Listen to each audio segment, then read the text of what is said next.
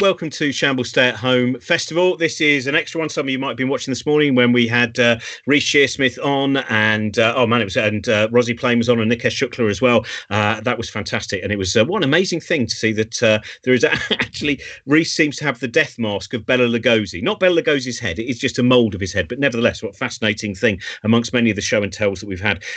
Today on this extra one, we have the person who wrote this fantastic book, Katie Mack. This is not the final copy. This is the proof copy. This is about the end of the universe. We have a person who made this fantastic book as well, which is their collected lyrics when they used to go out as She Makes War. And we have the person who wrote one of my favourite books of 2019. It's lucky because this came out in 2020, so there's no kind of competition or rivalry. My Name is Why by Lemn Sissay, which is just, I'm sure many of you have read it already, and you might have heard us when we did a book shambles on it as well. It is an incredibly beautiful read.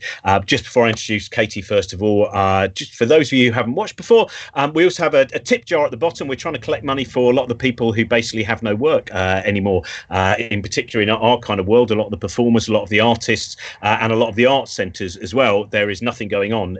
Even if this ends in the next few weeks, kind of things are going to be stopped for quite a few months for a lot of those people. So we're trying to make sure that we've got some money to keep those people going, to keep them creating things, and to make sure that the local art centres, which are very often also a place where a lot of people go during the day as well, that they are able to keep going as well and keep employing people. So that's what we're going to do. If you give us any money, you don't have to give us any money, and you might be in a situation where frankly you don't feel that you can at the moment, but enjoy the show whatever. And now to start off by enjoying the show by talking about the end of the universe. Yeah, it's a lovely. Your book, The End of Everything is it's fascinating because, as you say right at the beginning, it's not about the end of the Earth. The Earth is pretty much forgotten quite near the beginning. It is about the possible destinies and the fact that, this is a bit as a cosmologist. In fact, first of all, tell us a little bit for people who don't necessarily know what a cosmologist is. This is quite a new term, really. It's only the 20th century is where cosmology begins. Yeah, I mean, so before it became a scientific discipline, cosmology would be how you would talk about how your religion envisions the universe. It's sort of tied up in theology. But as a scientific discipline, it's the study of the whole cosmos from beginning to end, the evolution of the cosmos, really how the universe works on the largest scales, and also how it works fundamentally in terms of the physics of everything in the universe. So it's a very large, all-encompassing term, but it's to do with really how everything is evolving and changing, where it came from, where it's going, all of those kind of big questions. And it does seem, it's interesting a point you make in the introduction, which is for some religions, for instance, the idea of a steady state universe it would have been a terrible idea, because for redemption and for their narrative to work, the universe has to end.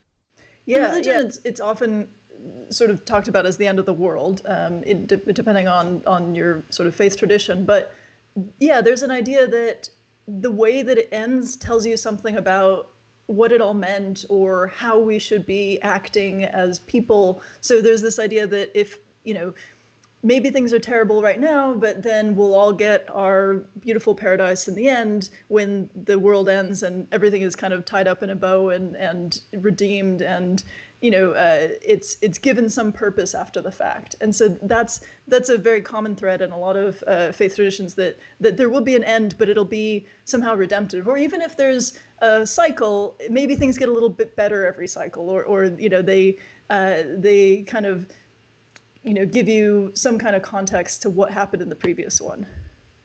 Which I was interviewing an astronomer the other day, and he was talking about Fred Hoyle, and of course Fred Hoyle was he believed in the idea of a steady state theory, rather than the primordial atom and then an expansion that goes on. And it was interesting. I don't know if you have an opinion on this, but the astronomer was saying that they really believe that Fred Hoyle's belief in the steady state theory ultimately did not come from his scientific kind of understanding, that it really was that he wanted it to be a steady, and he was, of course, a great scientist as well. It's a sad thing that he's only ever talked about as someone who kind of refuted that idea. But that's an interesting part of science, where he kind of, the steady state theory spoke to him as a human perhaps more than as a scientist. Yeah, and I think that's very plausible. I think that as scientists, we all bring our own biases into the way that we approach our work. And it's very hard to separate yourself from the science if you have a really strong feeling about it. And even in the course of writing this book, I talked to a lot of astronomers and physicists about how they think about the end of the universe, what they think is going to happen, how they think we're going to figure it out. And it was striking that there were a few occasions when, I really got the impression that maybe this person prefers this kind of ending because it fits how they think about the world. And they're going to study a particular scenario because it's more satisfying if that's the way things are going. And not to say that anybody's being dishonest in their work. I think everybody is really, trying to find the answers. But what you focus on and the kinds of theories you find appealing really do connect with how you think about the world, how you think about just what the universe should be. I don't think it's possible to completely get away from that just as people. At what point in the last few decades was steady state? Did we see really the end of that? Did we see the Big Bang becoming, for the time being, I hate saying irrefutable because I realise that science is always waiting to be refuted, but that point where it becomes the predominant narrative, the narrative where it is, the belief for the time being. The engine of the universe was something that was kind of first started to be understood in the early part of the 1900s. And then we got more and more evidence the universe was expanding. And by sometime in the 60s, we started to get evidence of the Big Bang, of the idea that the universe was hot and dense in the beginning and has been expanding and cooling ever since. And so at that point, it's very hard to think of the universe as being steady, although there are ideas that have floated around about, maybe it's expanding, but also sort of new things are showing up to fill in the empty spaces. That idea can persist a while, even in an expanding universe. But I think once you see evidence of the Big Bang, once you see that there is radiation and afterglow of the Big Bang still in the cosmos that we can detect, and we can actually see this light from the initial sort of fireball state of the universe, it's very hard to think that there's anything steady about the evolution of the cosmos. So I don't know if this is true or not. I don't know if this is true or not because, as you know, I'm not a scientist. But for instance, Olbers paradox, the idea of why is why is the darkness? Why is the night? Why is not the universe? Is the Big Bang? Is that one of the things that allows that, or was there space within the steady state theory to also allow for starlight without the constant? I mean, there's always a way to massage a theory to try and account for that. You can come up with ways that things will dim in complicated ways to try to understand that. But Olbers paradox, the idea that the fact that the sky is dark, really is very straightforwardly solved if the universe is expanding, is not infinitely old. And, you can sort of, the farther away you look, the farther in the past you're seeing, and you're seeing a time before the stars and galaxies were forming. And that kind of is why you can get these dark, the dark night sky. So it's very much more straightforward to explain if the universe is not infinitely old and not infinitely large, or, and expanding and all of this. Your book is filled with really brilliant moments where you just have to stop and stare out of the window for quite a while, and the way that you tee them up, so you give us enough of a warning to realise that it's going to be what I might call it's a kind of joyous nausea of confusion. It's not of terror. Now, one of the ideas, and I know this is quite a tough one to throw at you, but one of the chapters you talk about the fact that when we look out at the universe, of course, things, the further away they are, look smaller and smaller and smaller until there is a point where we start to see that galaxies that are further away actually look bigger than they should, considering that. Yeah. Now, that is just, that's beautiful and wonderful and strange. Can you explain some of this phenomenon? So the basic idea, it's tied a lot to the idea that when we look at distant things, we're looking farther in the past. And so, when you look at a very distant galaxy, you're looking at it as it was, billions and billions of years ago. And if the universe is expanding, and if our whole observable universe was at some point contained in a very small space, then when you look at something really, really distant that's really, really old, you're seeing it as it was when it was closer to us, because the universe hadn't expanded enough to take it as far away as it currently is.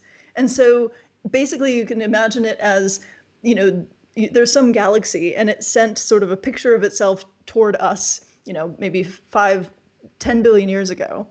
And that picture has traveled to us from a closer distance, and so it looks larger on the sky. But that galaxy now is so far away that if we could see it in a sort of steady state kind of way, it would be, much, much less than any pixel we can imagine on a telescope. So it's this combination of the time that it takes for light to get to us, the expansion of the universe, and the fact that some of these galaxies, sort of the light started traveling to us when the universe was much, much smaller than it is now. So, I mean, that's what some of those images as well, which are like, for instance, when we see, the cosmic microwave background radiation, that incredible image where tiny, minuscule fluctuations in heat are a minuscule fluctuation that will turn into an entire galaxy. Mm-hmm. Now, what I always find when I look at that, and obviously Brian Cox loves showing that in, all the different shows that I've done with him, every time I see it on a big screen, I'm still trying to work out what is the process of being able to take that image? Because I think the first reaction everyone has is, how are you able to take that image from Earth when we are surely in that image? So, those kind of things, I think people battle with trying to comprehend when I suppose what we see is just kind of Galileo looking out of a really big telescope with lenses, building up that picture. And so that can again be kind of quite counterintuitive. Yeah. I mean, the interesting thing about this speed of light delay thing is that when you look at something that's really distant, you're looking at it as it was in the distant past. But there's kind of a strict relationship. So when you look at something nearby, you can only see it as it is recently. And then if you look at something far away, you see it as it was in the past. So if we want to see the distant past, we have to look at things that are really, really far away from us. So we can't see ourselves as we were in the past, but we can take advantage of the fact that the universe is basically the same everywhere and see, this early state of the universe, this sort of primordial fireball state where you get these little fluctuations in that early fiery cosmos. And you can just extrapolate that, even though we're looking at billions and billions of light years away, that's also what it looked like here at that time in the cosmos. And so we can learn something about where we came from just by looking at that really distant region and what it's doing from our perspective right now, but actually was 13.8 billion years ago. Do you remember your reaction the first time that you discovered that it's believed the universe will eventually come to an end? Because it's a strange thing, isn't it? Which is, if you tell someone that what they're doing may well mean they're going to die in 20 years' time, they go, whatever. If you say it's going to be a week's time, they go, If you say the universe is going to come to an end in however many trillions of years, that again seems to have an enormous existential effect. Yeah. And I certainly remember the moment when I first realized that there are these immensely powerful forces in the cosmos that could end us any moment if they really wanted to, like that we are at the mercy of, sort of these physics tides throughout the cosmos where the cosmos is changing and evolving all the time. And we're just this little sort of fleck, floating on these waves. When I think about the end of the universe, and I've spent the last couple of years writing this book and thinking all the time about the end of the universe, I go through these phases where sometimes it's like, this is just this abstract, fun thing to think about. And sometimes it's like, I don't want the universe to end, I like it here. And there is something very, very confronting about the idea that at some point in the distant future, everything right now will just not have mattered in some sense. If you think about, whether or not something matters as if it has a lasting effect, that lasting effect will end at some point. And so you have to try and understand, for yourself, how you conceptualize meaning and purpose in a universe that will forget us, unquestionably. And that's a hard thing to come to terms with. And I still don't know if I've fully, gathered in my mind how I feel about that, even though, this is so many billions of years away, most likely that we don't even know how to talk about it, but it feels important. It feels somehow meaningful and important that it won't go on forever. One of the things that I found interesting, you touch on in the book, and a few other cosmologists I've spoken to, which is the fact that the universe is going to be so boring for such a long period of its life that, at the moment we see matter in all manner of what to us at least is exotic shapes and incredible structures, whether it is the rings of Saturn, whether it is a supernova, whether it is a supermassive black hole. But then we have this point where you go, and then it just kind of thins out. And stuff just starts falling apart, and it just becomes, and that, to know that the life of the universe, much of it is, is that it? That seems to be quite disturbing. It is, yeah. I mean, I've definitely, when I talked to other cosmologists about this in the course of writing the book, a few people said, like, yeah, it's just really sad. One of my colleagues said that when she gives lectures about this, people have cried. Just this idea that everything's going to decay and the universe is going to end most likely in this sort of dark, empty space, right?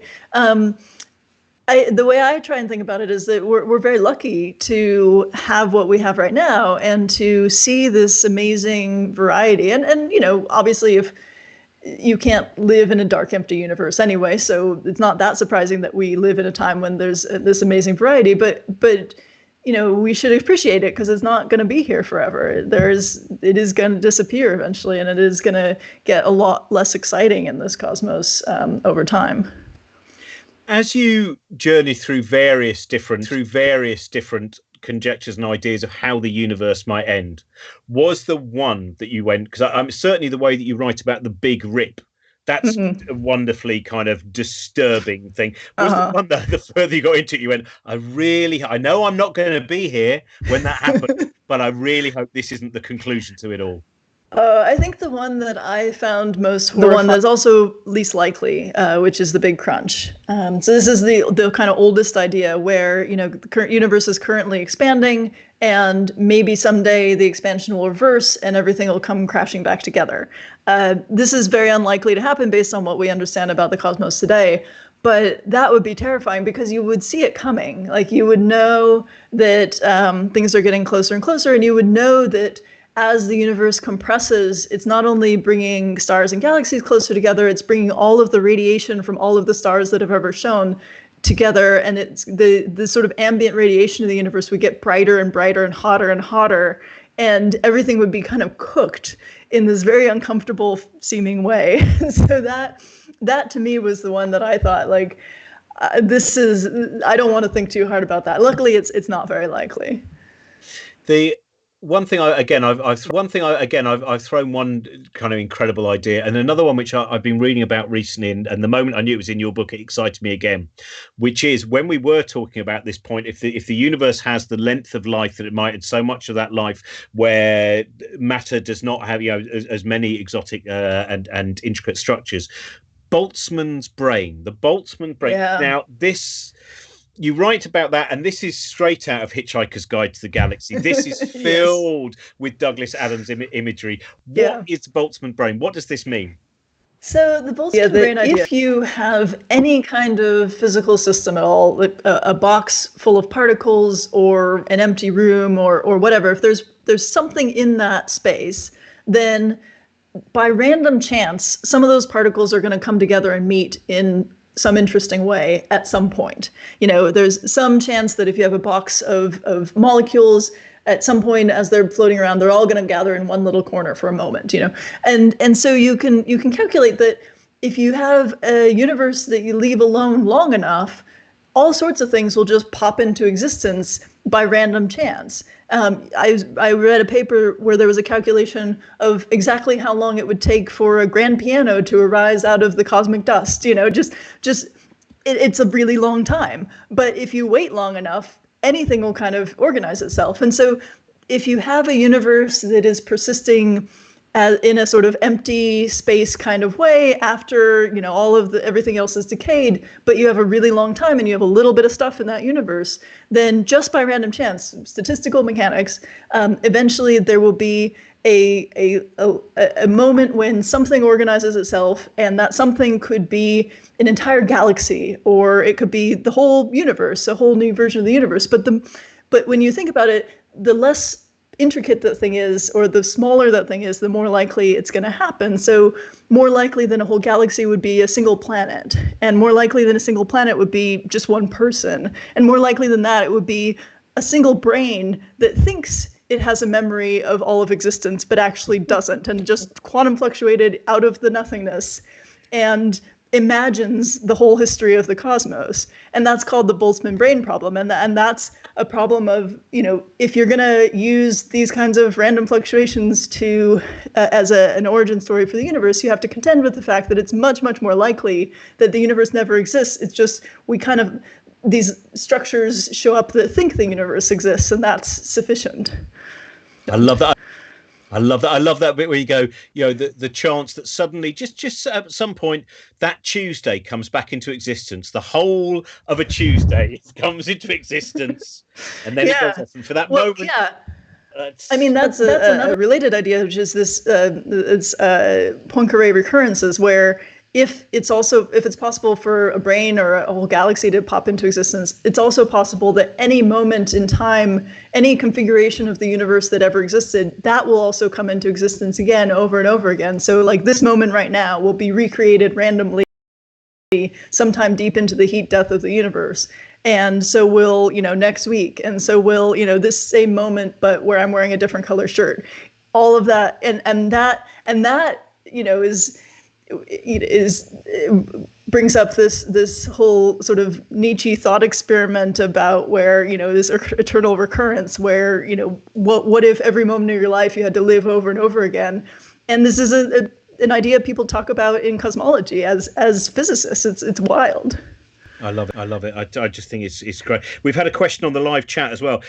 This question starts off with, this question might be nonsense, which of course is a lovely thing, because when, again, touring with Brian or some of the other science shows that I've done, people are always thinking this may well be not, but all of the questions that start off sounding in someone's minds if they might be nonsense, I've never seen them not go into some interesting place. So this person would like to know, all the multiverses, do they also end if this universe ends, because they are all mutually, or are they all mutually exclusive? Can they exist without the others?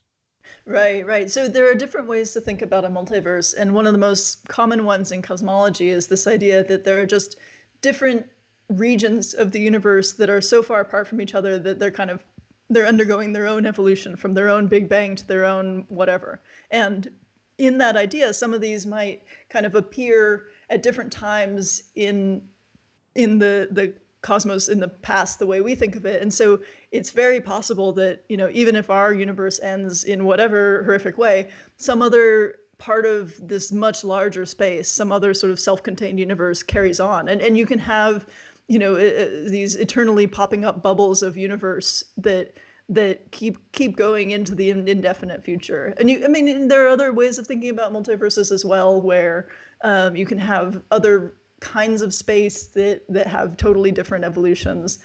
And you can even think about this sort of many worlds idea, where you have, different sort of quantum events happen different ways in different, separate universes, and those can have different histories and futures as well. So yeah, it's totally possible that some part of some larger universe can persist indefinitely, as far as we can tell. But our sort of observable universe, our cosmos, we're pretty sure will end at some point. That's, thank you so much. This is, I'll show the cover, which is of no use because this is not the cover people see in the shop. So can you show the cover, which is, this is the cover I think people are going to see when it comes out in a couple of months' time, or obviously it might change because of what's going on now. So this is the, I don't know. Yeah. This is the US version. I had a minute ago on my computer the UK version. Oh, here it is. Yeah. So I don't know how well you can see this, but this is the UK You need to put version. it right in front of your face because you have blur on. If you put it on your face, it will... Oh, we still can't. No. Hide your face. It has to become a mask. And then... No.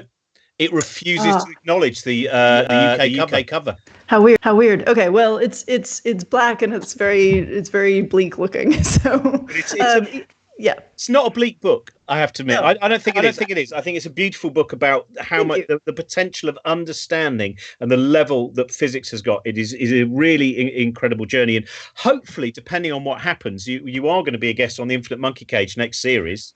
Hopefully, but we might end up having to do it like this rather than with an audience, because we don't know what's going to happen. But you are meant to be on Infinite Monkey Cage, I think, in June. So thank you very much, and do stay with us if you'd like to. Thank you. And also quickly say that every Sunday this Sunday in particular, we have a jam-packed science day at 11 o'clock, as far as I remember, 11 a.m.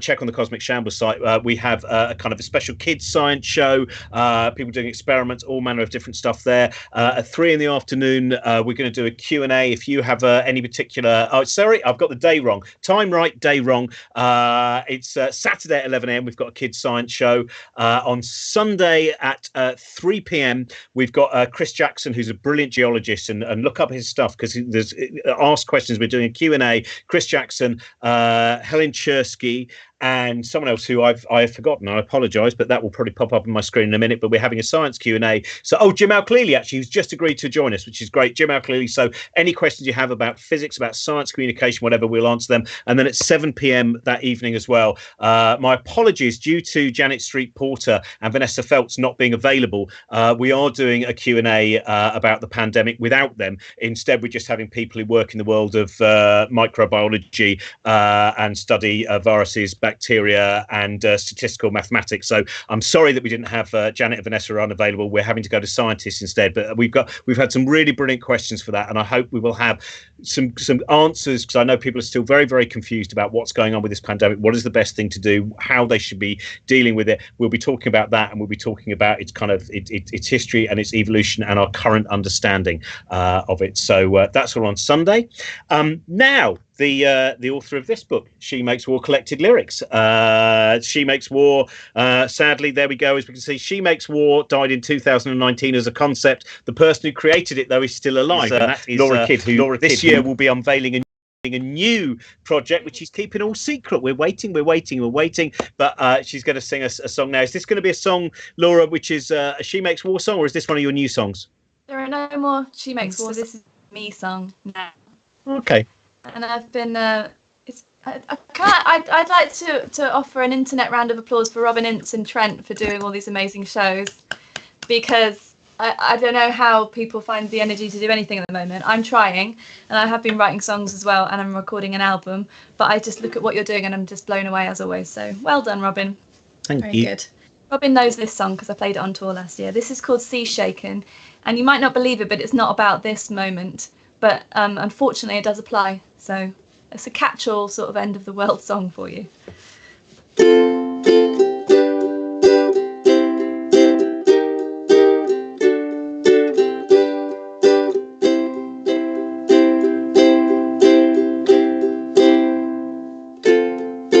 Voices random, breathless, gonna get off of this sinking ship. The water's deafening.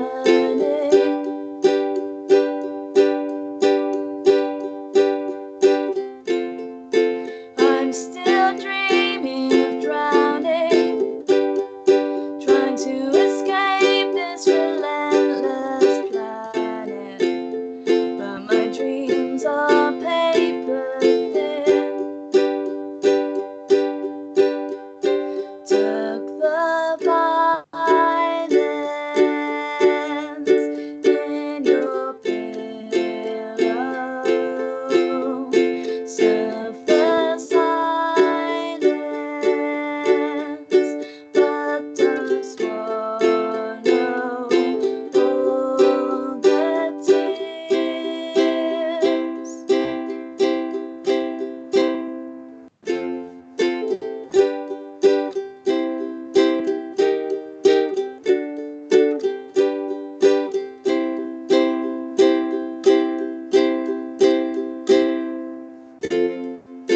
wishing these days could be over. Going to bed when it's light outside. And I flew 10,000 miles.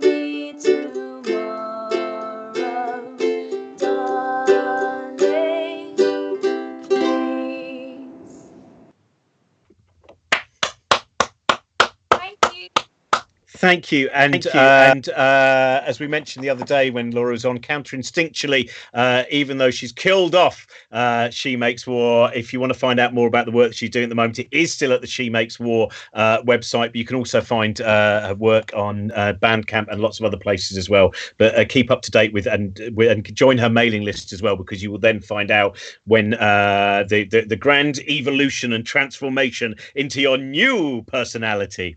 1st of May. That's so, yeah, 1st of May, find out about Laura's work. Thank you very much for joining us again. Thanks.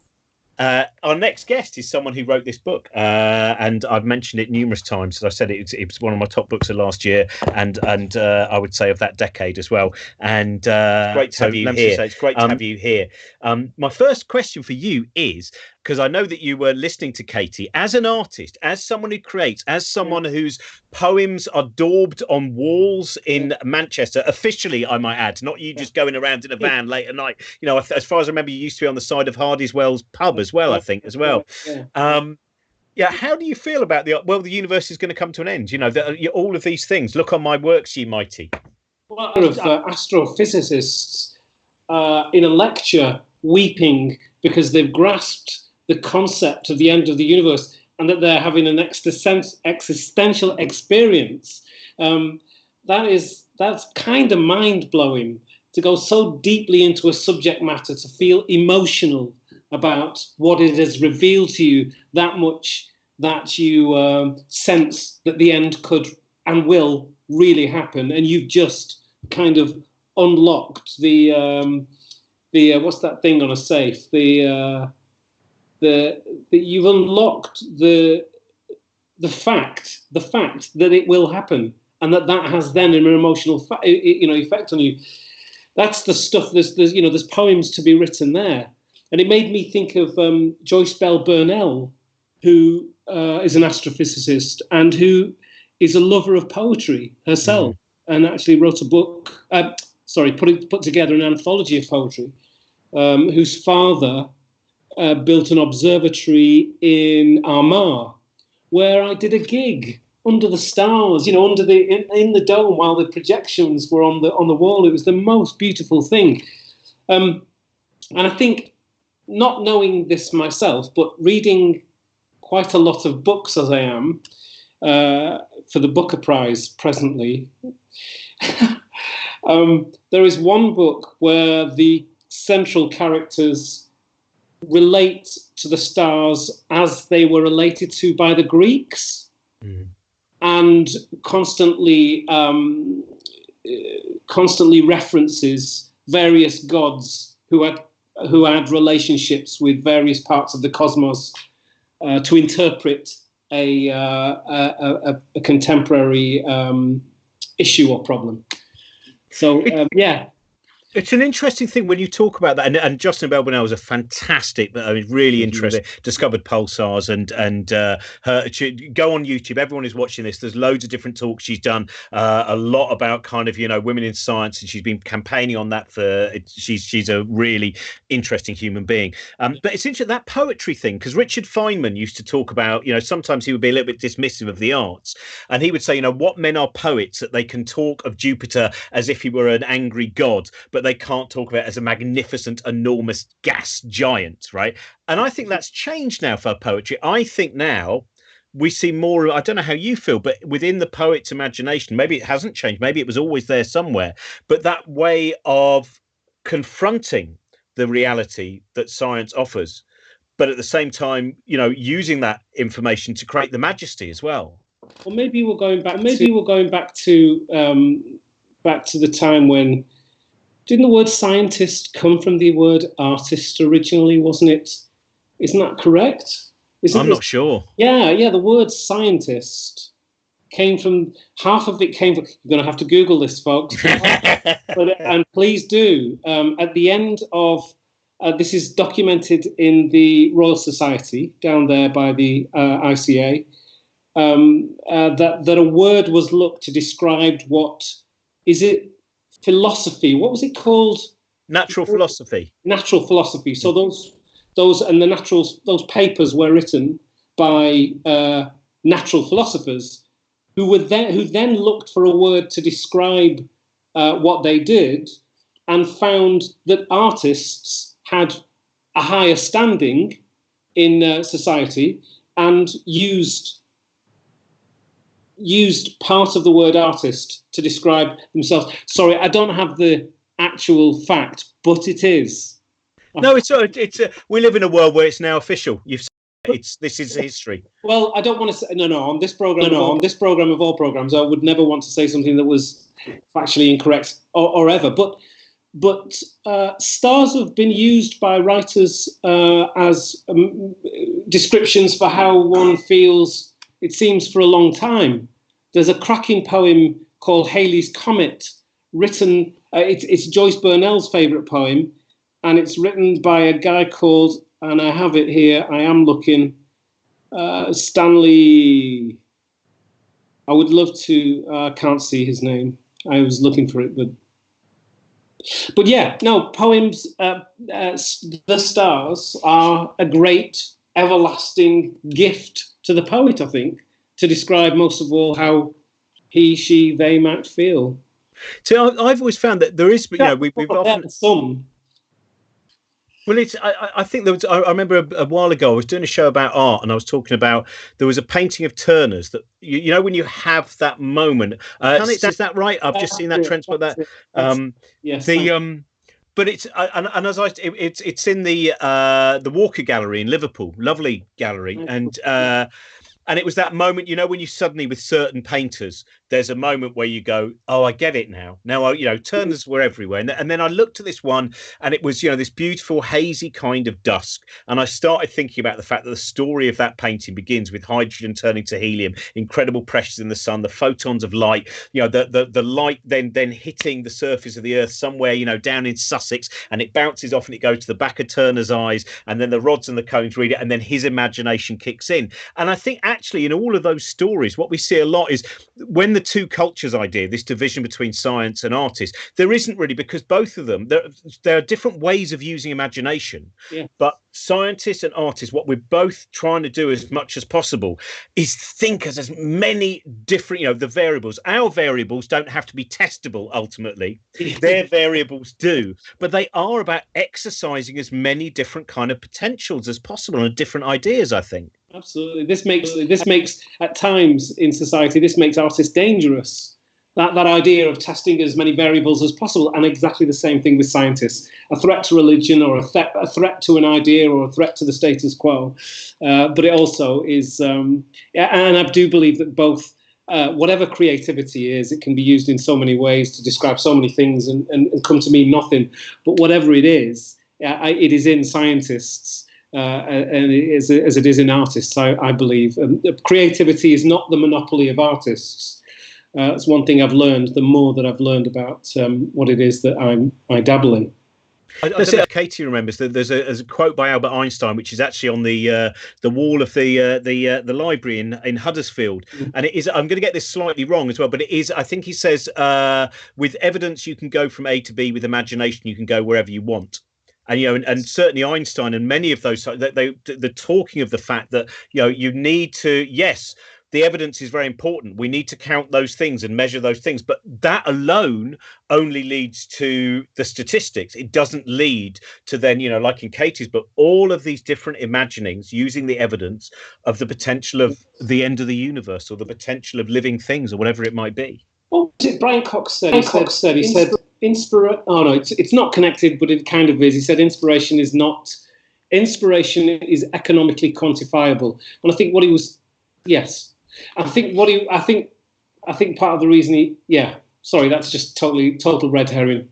It doesn't matter though. It's fine. It's a good quote. I'm happy to have it. But how are you finding, because you're reading your book, that moment that you discovered performance, you actually talk about a time, I think it was at a pantomime, where Lenny Henry got you up on stage, and you had a sensation as that happened. Yes. And what point did you find that one of your ways of coping with the world was to be able to turn it into shapes and patterns of words? Well, I wonder. I mean, if I had a choice, I wouldn't talk about the things that I talk about in my book or in the poetry. So I think that what happened is, with the stage, it was that I felt at home. I felt very. I did a gig with Sandy Toksvig the other day, and I was backstage, and I watched her walk on stage, and I just got the sense she was absolutely at home. Like, the audience had been invited to her house. She knew what she was about. She had arrived. You know, backstage, she was who she is, which is a beautiful human being. But I just found that she walked on stage, and there was a fire, and it was warm, and she was having a cup of tea, and she was at home. I felt the same when I walked on stage, and I had a feeling of electricity when I wrote a poem, a simple poem, and that really has got nothing to do with the audience. That's not really about whether or not they like me or not. Although it's nice to look out of the window of that house and see them there and think, oh, that's beautiful. That's a beautiful view right now. Like when Laura did a gig, she did like 15,000 people. You know, the sense that this is a beautiful place to be, and I'm glad you're here, but I'm not here. I'm not doing this for you. I'm doing this because this gives me something which is I don't understand, and I think it goes to the beginning of time for the performer, that they sensed a sense of, oh, this is where I'm meant to be. This is how I'm meant to draw out whatever it is that's in me that I have to draw out. You know, and I think for that reason, I've gone through times in my career where I've absolutely, I mean, it's 30 years now since I've, walked on stage. I've absolutely hated the audience. I think there was there's a good 10 years, I think, in the middle of my career. And by the way, I'm in poetry, so I don't expect there to be, if you wanted to be famous, you'd be a bit stupid to be a poet. You know what I mean? This is my way. But it's what I feel when I write and when I walk on stage, and it's what happens there it's something that I cannot explain, cannot replicate anywhere else. And I feel like when I walk on stage with my poems, they're like my children, and like anybody who has children knows, you can't control who they are. They are who they are. And so I watch my children go out to the audience, and the audience could be critical, or they could be like, oh, that's lovely. And I'm like, please, they're my children. I don't, I know where they go wrong. I know what their problems are. Believe me, I do. And I talk to them about it. But I swear, it hasn't got much to do. It hasn't got as much to do with you as it has to me. We had John Hegley on yesterday, and I've always loved John's work. And John has a different kind of journey to yours in terms of how, he started off on the comedy circuit. And then he told this wonderful story many years ago. He wrote about the moment when he realised he was a poet as well. He wasn't just a comedy turn. Yes. He was doing an event at the South Bank. I can't remember which theatre it was, down at the South Bank in London. Yeah. And he was on with proper poets. He wasn't on with other comics, not to belittle, but he was there with these poets that he'd read and who'd inspired him. And then he stood on stage, and the audience accepted him not as a comic turn, yes, but as a poet. And he said, he stayed around afterwards for a little bit, but then he knew he just wanted to go and sit on his own in his local pub and just have a drink and just think, do you know what, John, you were a poet tonight. And I wondered about those moments where you might have had that, in those early days when you are testing the water, and sometimes, the rejection that can happen from an audience, throughout your career, but, certainly early on, finding the way of translating what is in your head to an audience can be quite difficult to find the right means. I mean, I used to do a lot of performing with the likes of Steve Coogan and John Thompson and Carolina Ahern in the early years. They're all sort of British comedians of note. And they, I'm sure I didn't leave a nice stage for them at the end, because I would kill the audience with a really serious poem about race or about X, Y, Z. And that was all before. And I remember when the split happened, it was all before comedy sort of separated from poetry. Avalon came in, and the big agencies, and there was a change. Those folk folky like gigs. There weren't folky gigs actually. Even alternative comedy gigs included poets and included guitar musicians and there was a sense of solidarity. But I would often leave any comedian who came after me spitting feathers. Because I was actually, as a young poet, I think I was quite self-centered and quite I will do this my way. And I think I think a lot of people gave me a lot of space to be able to develop and grow. And it's great as an artist when you come to a point of being able to appreciate what people have given you, and that's the comedians and the singers and the musicians and the other poets as well. But this idea of poetry being something which is separate from the masses is not something neither I or John Hegley or Carol Ann Duffy for that matter, or Simon Armitage for that matter, believe in. It is by the people and of the people, and I think that's one of the great gifts that comedy and music has given to poetry. It's included us in on what is a larger audience and with a wider reach, and that's accessed us to walk in that direction. People like John Hegley, I would say John Cooper Clarke in particular, and also Simon Armitage, our present poet laureate. I found it. I'm sorry before, but I found it. I was went to Leicester Prison a while ago, and I was just doing a chat in their library there. And again, about that poetry. That poetry is for everyone. That don't fear. That idea of shaping your words in a different way that is not prose. In finding, of getting to and just before I left, there was suddenly a lockdown. It wasn't a major event. It wasn't like I was, trapped in some Hollywood prison siege scenario. It was just everyone had to go back to themselves. And one of the guys there said, "Oh, please, can I read in my poem before we all have to go?" And he read me this poem. And you know what? It wasn't. It's like one of those things where you go, "Okay, that's not, it's not Yeats, but it's also not a bad poem at all." And what he had found, and whether he will then be able to express that again when he leaves. When he's then placed back, very often just thrown into the previous situation he was with no. But that moment was, for me, was an incredible thing to see that he'd managed to shape his words into something, and he wanted to express it to a stranger. So, and it was an incredible, for me, it just a remarkable thing to watch. I wonder whether because I know that I can't work in prisons. By the way, I just stopped some years ago. I did a lot of prisons. But the idea that somebody looks out into the stars, into the cosmos, somebody who hasn't looked out at them a lot will look in wonder, and they will probably point to things that you will see, that you will know. And you, Katie, you'll be like, yeah. Now he's going to tell me about that star. Yeah. Oh, and he saw a shooting star. Isn't that lovely? That shooting star. That's what he's got. But he's got it. He's got, they've got something. They've seen something bigger than themselves. And you can see that in them, even though they're going for the shooting star, the blah, blah, blah, and the da, da, da. It's similar when a person is locked down.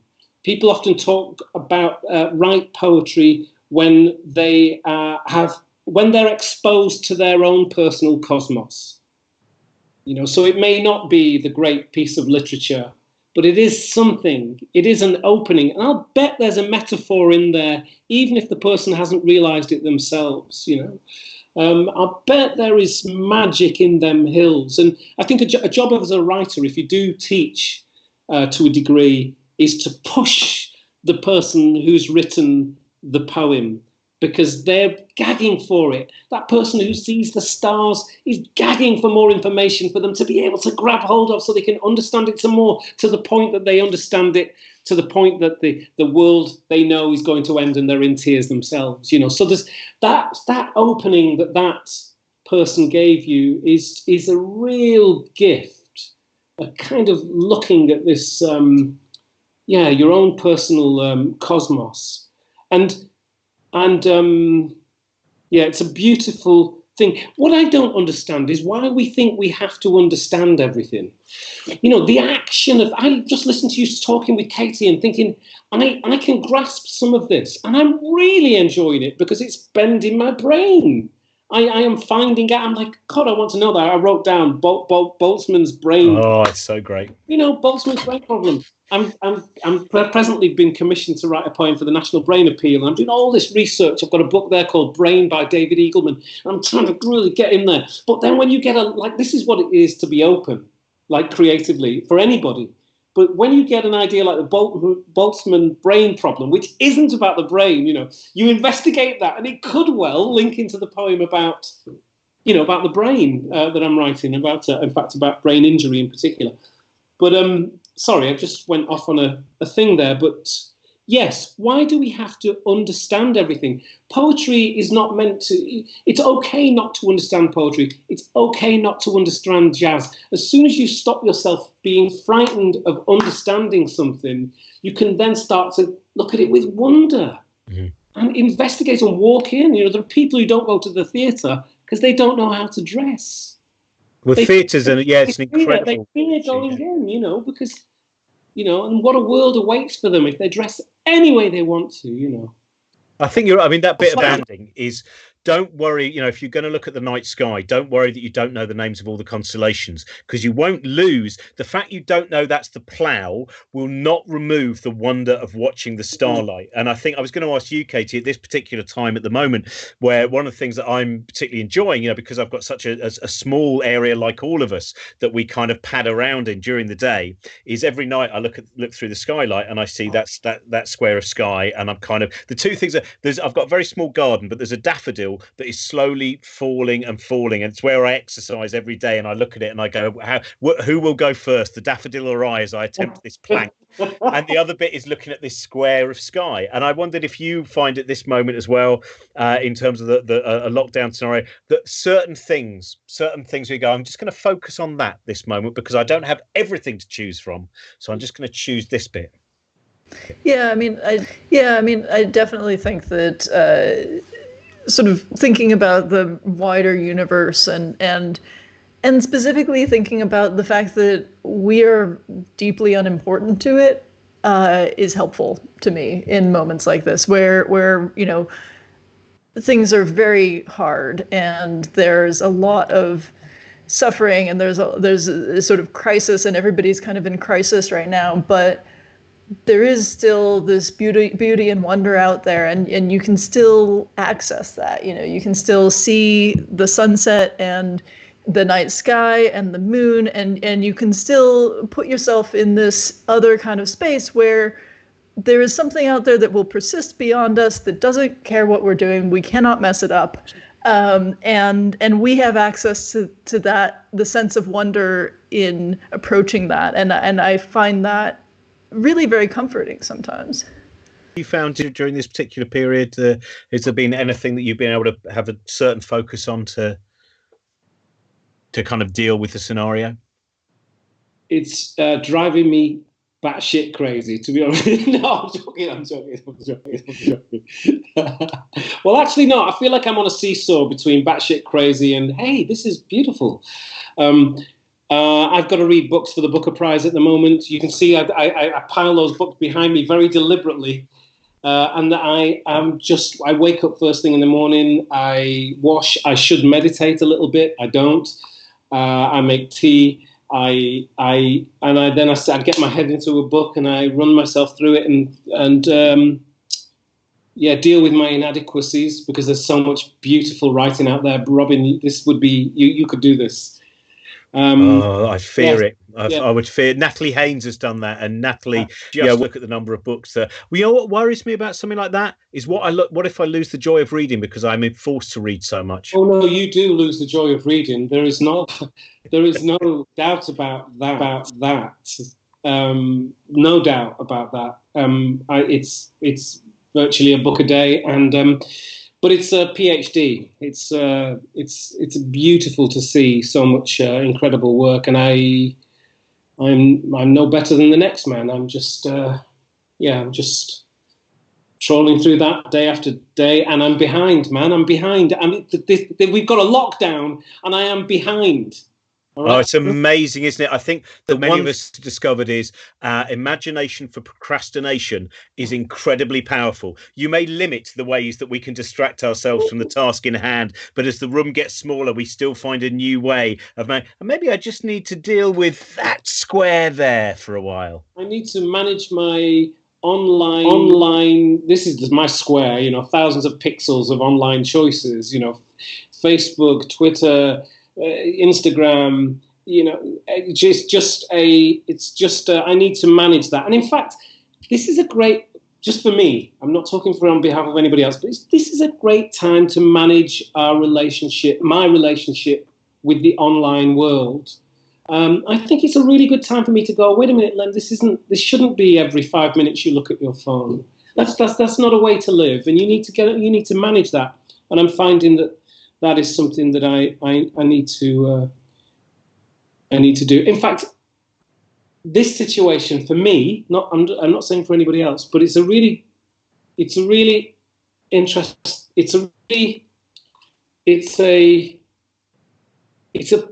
impossible not to see your own failings, your own thought processes for me. And I think this has got to be a good thing.